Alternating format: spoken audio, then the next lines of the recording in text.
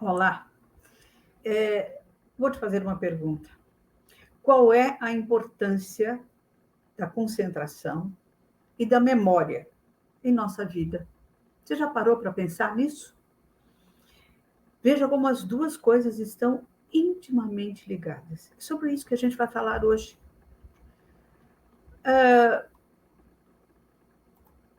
Como é que a nossa memória funciona? Vamos entender esse mecanismo.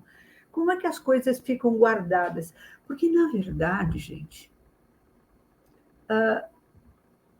quem é você? Você é a sua história. Você é tudo aquilo que está guardado aí dentro de você. É tudo aquilo que você sabe sobre você. É tudo que você aprendeu. Então, tudo isso está guardado aí na sua memória. Então, a sua memória é a sua vida, é a sua história. Então, o nosso papo de hoje é entender um pouquinho desse mecanismo e saber até que ponto você pode controlar isso. Como é que essa memória funciona? Veja, você, na verdade, possui três memórias, né? Memória visual, memória auditiva e memória sinestésica. Qual é a diferença? Não é uma coisa só? Não é. Eu vou fazer um teste com você agora. Eu vou pedir para você fechar os seus olhos e veja se você consegue resgatar aí na sua resgatar da sua memória a imagem da primeira escola que você frequentou, de olhos fechados. Veja se aparece a imagem da escola. Essa imagem está colorida, está em branco e preto, ela está em movimento, tem pessoas, tem movimento, ou ela está parada? Ela está próxima ou ela está distante de você? Está do lado esquerdo? Está do lado direito? Veja, a escola, a primeira escola que você frequentou, está guardado, gravado aí na sua memória. Ela tem um peso na sua vida? Pode ter certeza que sim. Se a gente começar a conversar aqui, começar a cutucar, você vai ver quantas coisas que você tem guardado desde o seu nascimento. Eu não diria exatamente desde o nascimento, porque as imagens a gente começa a reter, a guardar dos 4 para os 5 anos para frente. Dos 5 anos para frente, mais precisamente, você tem imagens guardadas, você tem situações que você guardou. Dos 5 anos para trás, é muito raro a pessoa que consegue se lembrar, a não ser que ela viu uma foto, ela viu um vídeo, aí resgata. Mas se ela não tem nenhum registro de imagem, dificilmente ela vai trazer de dentro dela uma imagem. Por quê? Porque dos 4 para os 5 anos, a nossa tendência é perder as imagens que a gente já vivenciou daqui para trás, dos 5 anos para trás. Então, veja, você tem uma memória visual independente de som, de sensação. Você tem aí a imagem da sua escola. Você tem a memória auditiva. A auditiva é tudo que tem som, veja, números, conceitos abstratos, palavras, fazem parte da nossa memória auditiva. Então, quando você lembra de uma música, cantarola uma música de muito tempo atrás, está na sua memória auditiva. E olha como é interessante. A criança, quando ela está no útero materno, a partir do 6º, 7º mês, ela ouve, ela registra Sons, de uma forma geral. Então, um diálogo entre pai e mãe, um barulho que tinha sempre ali por perto da onde ela morava. Então, existem muitas coisas que a gente registrou e a gente não percebeu. O som do passarinho, que toda manhã vinha lá bater no vidro da sala. Então, veja, como é importante a gente saber dessas coisas. A criança, mesmo estando no útero materno, ela escuta, ela registra coisas, ela registra sons.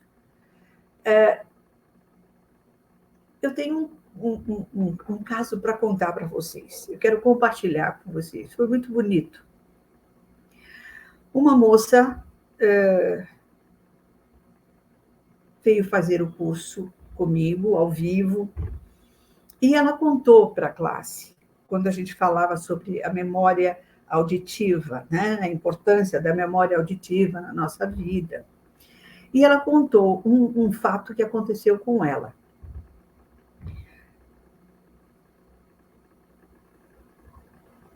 Ela e a irmã dela moravam juntas. E a irmã dela, um dia, engravidou. E a gravidez foi adiante, e as duas estavam muito felizes, porque ia nascer um bebê na casa delas. Tudo preparado.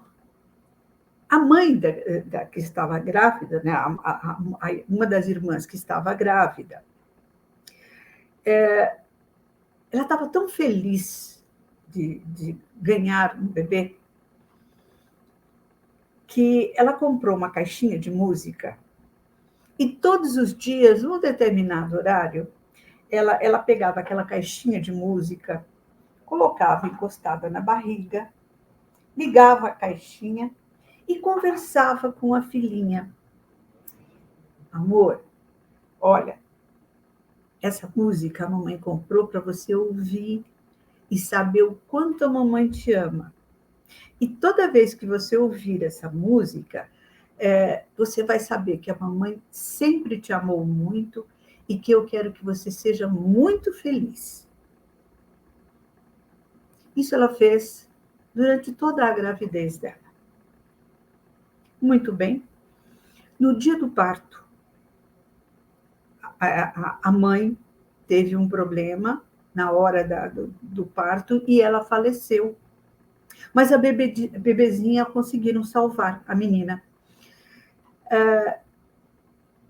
E ela cuidou dessa menina desde a hora do parto, né? Da sobrinha, e ela cuidou, levou a menina para casa e cuidou durante toda a vida. E um dia, ela chegando em casa do trabalho, viu que a moça, só que nessas alturas ela já tinha 19 anos, a menina, que agora é uma moça, tinha 19 anos, estava em casa, sentada na sala, escutando uma música. Quando a tia chegou, ela nem reparou a entrada da tia. E a tia viu que ela estava ouvindo atentamente aquela música. Terminou a música, ela colocou novamente. E colocou novamente. Aí a tia se aproximou e perguntou: que música é essa que você... Eu estou vendo que você já está ouvindo pela terceira vez. Ela falou: tio, eu já ouvi mais de meia dúzia de vezes. E eu não consigo parar de ouvir essa música. Eu nunca tinha ouvido essa música. Eu não conheço essa música. Aí quem ficou emocionada foi a tia. Porque a música que ela estava ouvindo, que ela dizia que nunca tinha ouvido, trouxe uma sensação que ela não conseguia parar de ouvir mais. Era a música da caixinha de música da mãe que colocava na barriga, falava: bebê, quando você ouvir essa música, é para você saber o quanto a mamãe te ama e que ela quer que você seja muito feliz. Então, veja, nós registramos coisas desde a época do útero materno. As coisas estão guardadas. É óbvio que nem tudo vai estar guardado. Já já eu vou explicar para vocês o que vai dar essa diferença de umas coisas eu guardo e outras não. Veja, você também tem a terceira memória que eu disse, é a memória sinestésica. Luzinha, por que está escrito sinestésico com C e sinestésico com K? Kinestésico. Porque a palavra sinestésico vem do grego kinestesis, que implica em sensações, emoções, então, cheiro, gosto, tato, emoção, sentimento, tudo isso está ligado ao canal sinestésico. Então, você tem uma memória sinestésica. Tem muita coisa que você vivenciou na sua vida. Por exemplo, que você não sabe explicar. Por que você tem determinada sensação quando você sente um cheiro, um gosto. Eu vou dar um exemplo para vocês já. Toda vez que você coloca foco, o que é colocar foco em alguma coisa? É trazer as suas 3 memórias, os 3 canais ali focados naquela situação que você está vivenciando, naquilo que você está lendo, naquilo que você está aprendendo. Então, quanto mais você não permitir que os ladrões de concentração entrem e que você mantiver aquele foco, mais fortemente isso tende a ficar guardado lá dentro.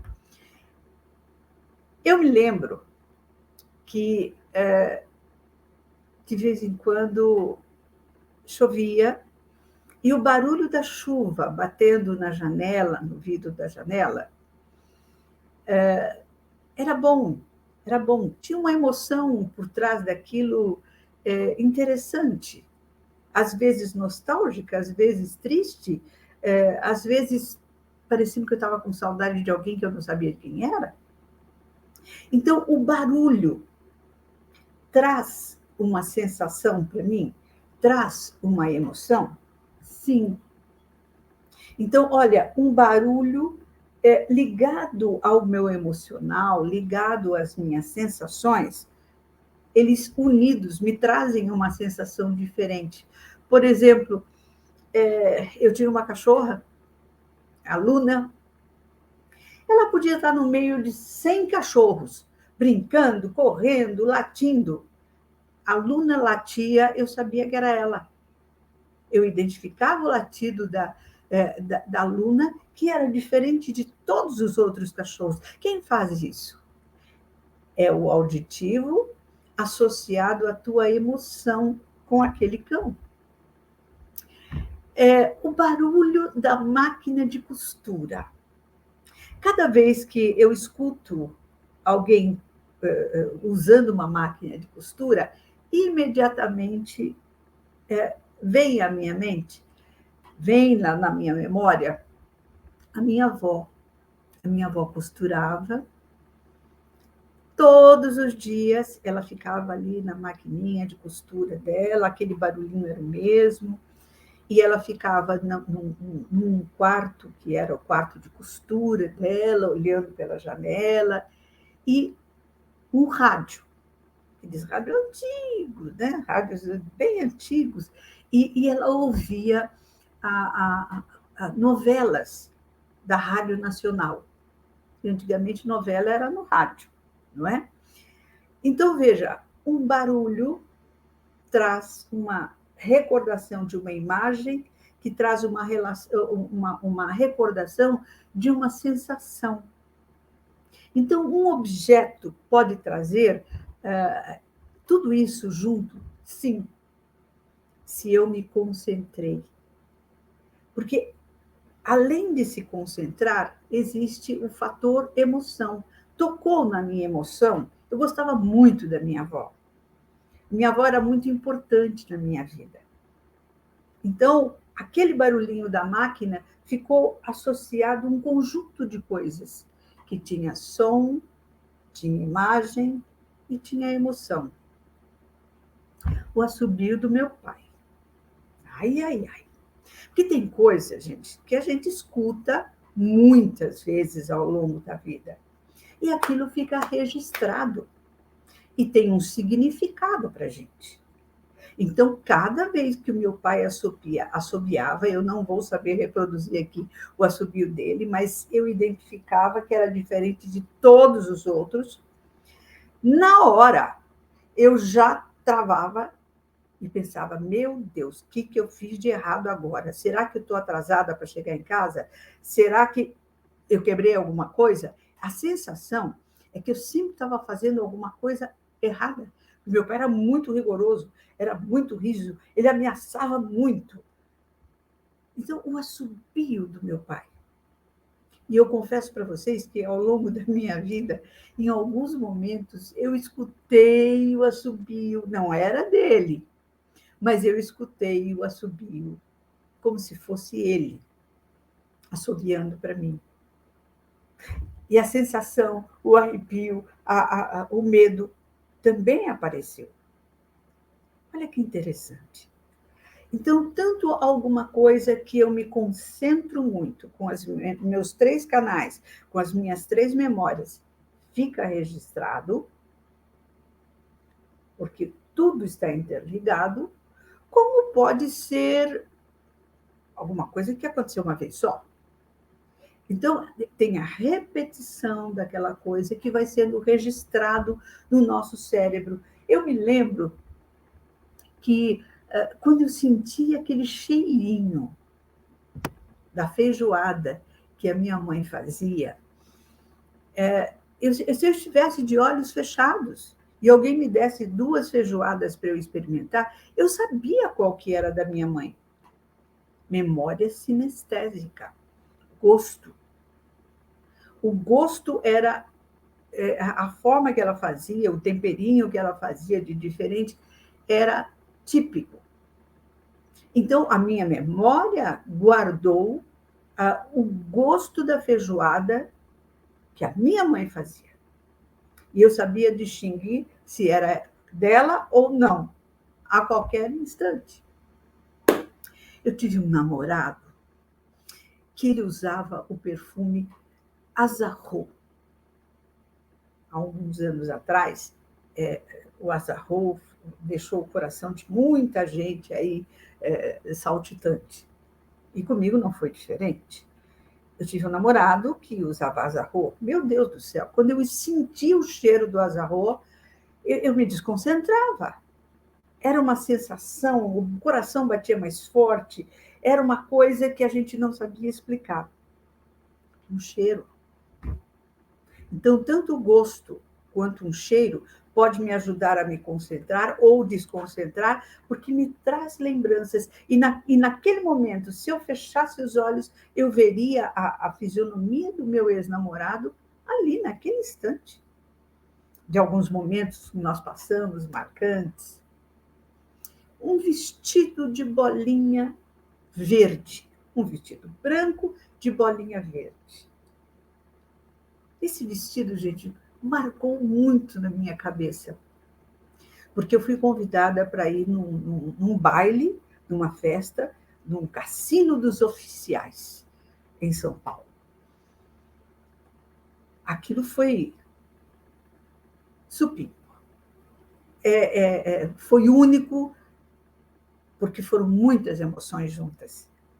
Eu sendo olhada, o homem fardado era muito bonito. Teve uma época que o homem fardado ele ganhava todas as mulheres do mundo que ele quisesse, porque era muito bonito, era muito elegante, era muito charmoso. E eu lembro que esse vestido ficou marcado para mim. Então, quando eu vejo um vestido de bolinhas verdes, branco de bolinhas verdes, aquele momento, aqueles momentos que eu passei naquele baile, eu conheci uma pessoa fantástica e que, nossa, me apaixonei por ela. E às vezes, gente, eu não preciso repetir, que veja, o vestido foi um dia, né? Mas foi um tempo prolongado. Mas, na verdade, algo parecido com isso. Uma batida, 2 carros, uma trombada. 1 segundo. E a gente nunca mais esquece. Porque naquele segundo da batida, você trouxe o auditivo, o visual e o sinestésico, os três juntos. Você estava focada naquilo. Naquele momento, não precisa de mais nada. Como foi muito forte a batida, provocou dor, tinha uma emoção muito grande. Se eu bobear, eu não dirijo mais. Uma pessoa que passou por um acidente, uma batida de carro, se ela bobear, ela não quer mais pegar na direção. É onde começam a existir os medos, os traumas, as fobias, as mágoas, as raivas mantidas. Tudo isso tem a ver com momentos ou que foram repetidos, ou momentos únicos, mas que tem tudo junto. Concentração, tem foco, mexeu com o auditivo, mexeu com o visual, mexeu com o sinestésico, tudo junto. Depois, para desatar esse nó, é possível desatar? Sim. Com a PNL, a gente tem condições de desatar esses nós, eliminar medos, traumas, fobias? Com certeza. Mas olha a importância da gente saber como fazer para estar focado. As coisas que eu quero, a aula que eu quero assistir, o livro que eu quero ler e guardar, eu desfoco com facilidade, com certeza. Mas é preciso ter um treinamento para poder aguçar o visual, o auditivo e o sinestésico, estar à sua disposição. Para na hora que você for fazer o seu estudo, o seu trabalho, assistir a sua aula, a palestra, seja o que for, você poder guardar de uma forma intensa, marcante, porque isso pode estar sob seu controle. Veja, você tem aí no seu cérebro, deixa eu até ampliar um pouquinho esta imagem aqui, para que você possa enxergar direito. Você tem aí o seu cérebro, e essa regiãozinha do cérebro, chamada hipocampo, é uma pequena formação no cérebro que desenha um papel importantíssimo, tá? No sistema límbico, que é o sistema responsável pelas respostas emocionais. O hipocampo está envolvido na formação de novas memórias e também associado ao aprendizado e às emoções. Então, veja como eu tenho que ficar atenta a essa questão do hipocampo. Uma coisa que você vivenciou hoje, aprendeu hoje, conscientemente, você ligou os seus 3 canais, as suas 3 memórias, guardou. Ok. Dependendo do comando que você deu para o seu hipocampo, isso pode se perder 10 minutos depois que terminou a aula, 10 minutos depois que você leu o livro. Tá bom. Por quê? Porque a cada 6 horas, o hipocampo ele dá uma raspada nas coisas que não interessam. As coisas que não têm importância, ele joga fora. Uma pessoa passa por mim, ou eu cumprimento na rua, na fila do banco, e ela fala o nome dela para mim, e não teve nada de interessante, nada de importante, nada. 10 minutos depois, eu não lembro mais o nome dela. Então, para o hipocampo entender que aquilo ele tem que guardar e processar durante o meu sono, porque é durante o teu sono, à noite, que o hipocampo fala, isso aqui eu tenho que guardar aqui no lugar dos telefones, isso aqui eu tenho que guardar no lugar das fisionomias, isso aqui eu tenho que guardar. Ele vai separando por grau que você determinou de importância, de interesse.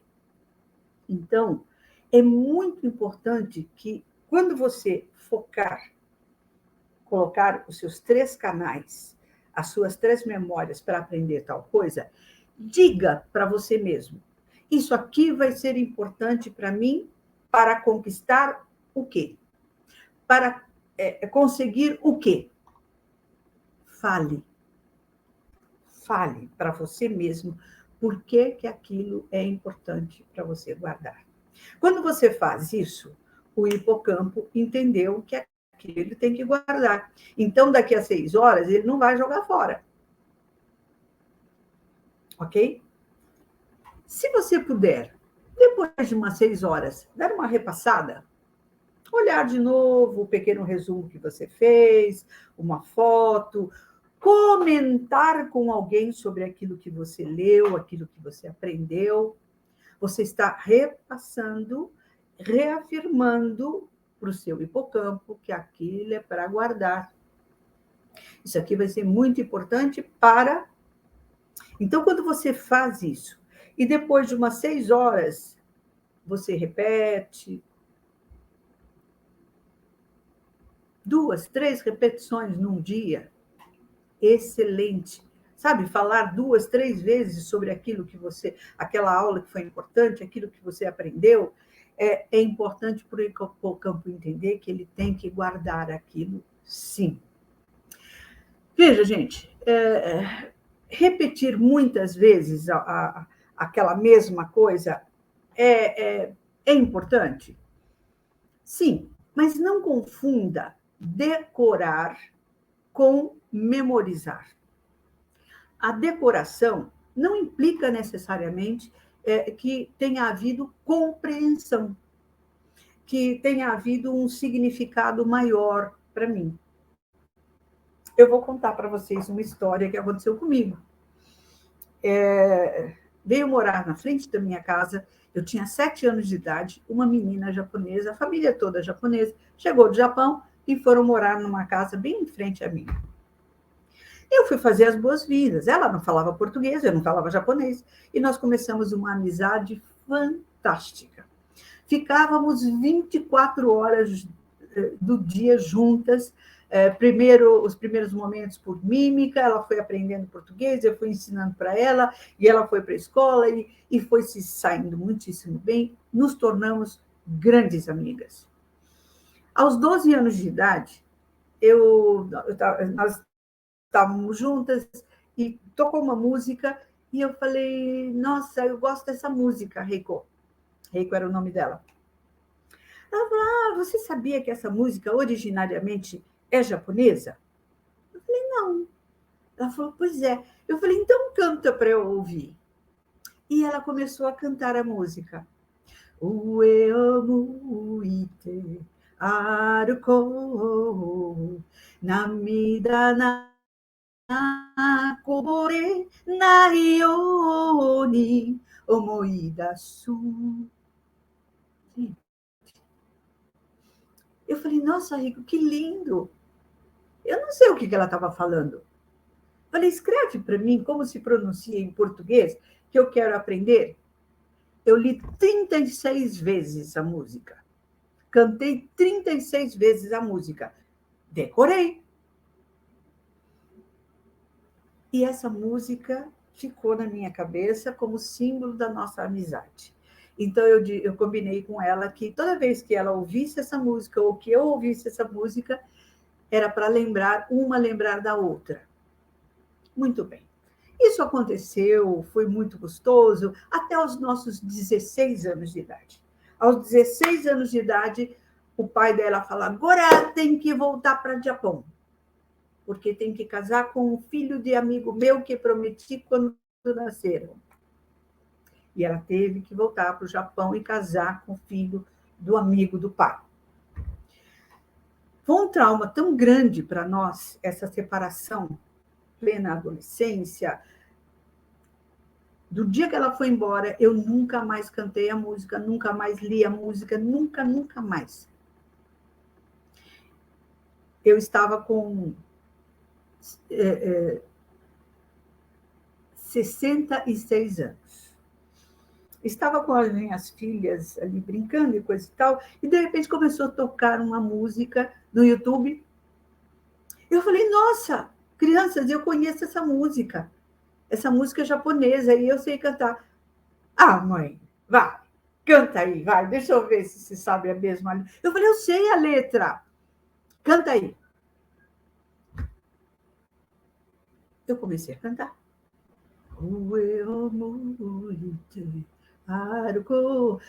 Gente, a música é longa. Eu cantei a música inteira. Fiquei 50 anos sem cantar a música. O que aconteceu? Eu decorei, a música ficou, mas estava junto a emoção, junto com o som, a amizade da Reiko e a sensação de carinho, de amor, tudo junto fez com que a música permanecesse, mesmo sem eu saber até hoje o significado da música. Então, repetir muitas vezes a mesma coisa funciona? Funciona. Existem muitas teorias aí. Se você repetir 10 vezes, 15 vezes, 20 vezes o mesmo texto, você acaba guardando com muito. Precisa de tudo isso? Não precisa, gente. Não precisa. Lembra que, de primeira, se você mantiver o teu foco visual, auditivo e sinestésico, respeitando como funciona o teu hipocampo, respeitando a importância das coisas dentro de você, e souber dar os comandos, acabou, é seu. Veja, lembra do seguinte, toda vez que você vai aprender algo novo, você fica em dúvida, o que eu faço? Porque hoje, gente, a gente sabe que grande parte das pessoas são multitarefas. Faz 2, 3, 4, 5 coisas ao mesmo tempo. Não faça isso. Porque a melhor maneira de você deixar a tua memória baratinada, o teu hipocampo completamente baratinado, é fazer 2, 3 coisas ao mesmo tempo. Não.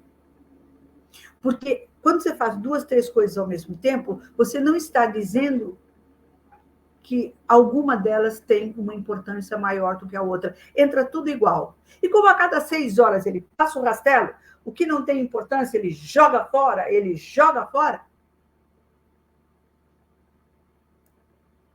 Cuidado.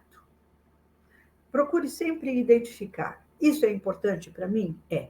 Isso vai exigir de mim quanto tempo? Se eu não tiver isso guardado, vai acontecer alguma coisa desagradável ou eu vou ganhar alguma coisa muito fantástica na minha vida? Sim, pronto. Então, isso é importante para você, é vital. Então, as pessoas, por conta de achar que tudo tem o mesmo grau de importância, porque tudo é urgente, não, isso aqui é urgente, isso aqui é urgente, não, é uma coisa por vez. Procure fazer uma por vez, priorizando sempre a mais importante, aquela que é a mais significativa, aquela que vai te trazer melhores resultados na vida. Procure selecionar. Procure ter esse grau de prioridade. O que eu faço primeiro? Aquilo que é importante. Se o que é mais urgente é vital, vai te causar um grande prejuízo, tá bom? Então, faz o que é mais urgente. Mas faz uma coisa por vez. Não é porque aquilo não é tão importante que eu vou deixar de ter atenção naquilo que eu estou fazendo. Porque senão chega daqui a pouco, será que eu fiz? Será que eu desliguei a tomada do ferro? Isso quando eu estou lá na rua? Será que eu paguei aquela conta do banco? Será que eu liguei para fulano? Isso ocorre quando a gente faz 2, 3 coisas ao mesmo tempo e não destaca nenhuma como importante, como prioridade. Porque a nossa tendência é prestar atenção naquele que está andando ali, a roupa que ele está vestindo, o que a outra está fazendo ali, está limpando ali aquela porta, está limpando mal limpa, o que o outro está falando, a música que está tocando, a noticiário. Então, nós somos bombardeados o tempo todo, e isso, pro hipocampo, gente, deixa ele doidinho, tá? Agora, quando uma pessoa, ela